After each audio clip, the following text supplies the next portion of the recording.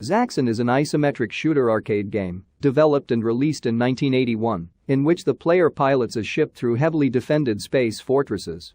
Zaxxon was the first game to employ axonometric projection, which lent its name to the game, axon from axonometric projection. The type of axonometric projection is isometric projection. This effect simulates 3 dimensions from a third-person viewpoint. It was also the first arcade game to be advertised on television. The game was a critical and commercial success upon release, becoming one of the top 5 highest-grossing arcade games of 1982 in the United States. The objective of the game is to hit as many targets as possible without being shot down or running out of fuel, which can be replenished, paradoxically, by blowing up fuel drums. There are 2 fortresses to fly through, with an outer space segment between them.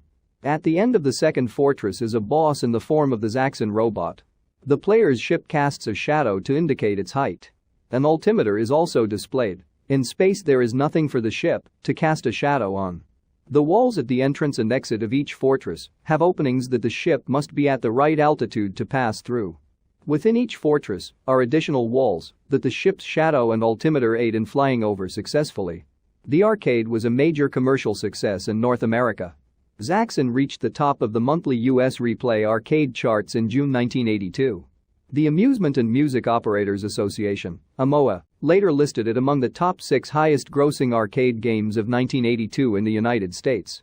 The arcade game was well received upon release. David Cohen in his book Video Games praised the incredible 3-dimensional realism in the graphics, which he considered the best in a video game to date, while describing the gameplay as a mixture of driving and zap game. Computer and Video Games praised the game for being at the frontier of a third dimension in arcade games and for its realistic altitude-based gameplay for the time. You can download a remake for Android devices from the link in the video description.